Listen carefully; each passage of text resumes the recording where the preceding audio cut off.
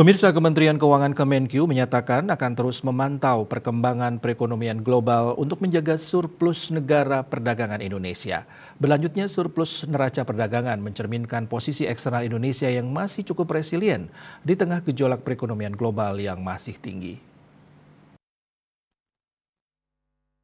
Kepala Badan Kebijakan Fiskal BKF Kementerian Keuangan, Febrio Kacaribu di Jakarta Sabtu mengatakan, berlanjutnya surplus neraca perdagangan mencerminkan posisi eksternal Indonesia yang masih cukup resilien di tengah gejolak perekonomian global yang masih tinggi. Kendati demikian, pemerintah akan terus mengantisipasi risiko global yang ada untuk memitigasi dampaknya pada ekonomi nasional. Neraca perdagangan pada Februari melanjutkan surplus sebesar 0,87 miliar dolar Amerika Serikat secara kumulatif. Surplus neraca perdagangan Indonesia pada periode Januari-Februari 2024 mencapai 2,87 miliar dolar Amerika Serikat. Nilai ekspor Indonesia pada Februari 2024 mencapai 19,31 miliar dolar Amerika Serikat, turun sebesar 9,45% YoY.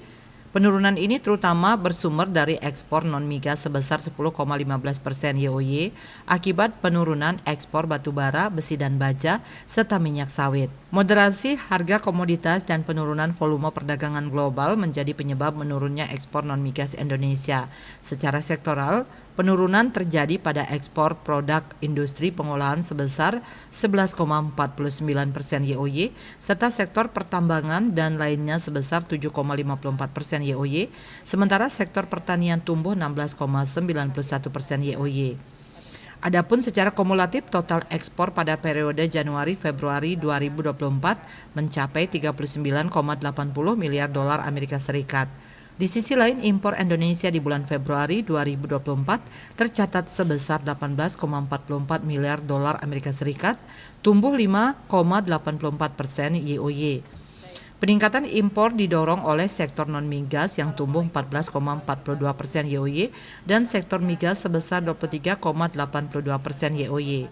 Peningkatan impor juga dipengaruhi oleh kenaikan impor komoditas utama seperti bahan baku plastik, mesin peralatan mekanis, dan mesin perlengkapan elektrik. Dari sisi penggunaan, peningkatan impor terutama berasal dari impor barang konsumsi sebesar 36,49% YoY, barang modal sebesar 18,52% YoY, dan impor bahan baku penolong sebesar 12,82% YoY.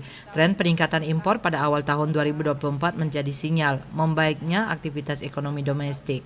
Sementara impor non-migas masih didominasi oleh Cina, Jepang, dan Thailand dengan share masing-masing sebesar 38,29%, 7,54%, dan 6,44%. Secara kumulatif total impor Indonesia pada periode Januari-Februari 2024 mencapai 39,93 miliar dolar Amerika Serikat.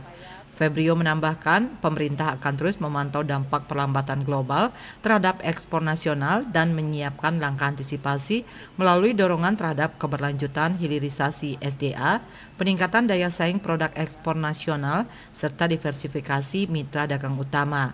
Tim Liputan Bali TV.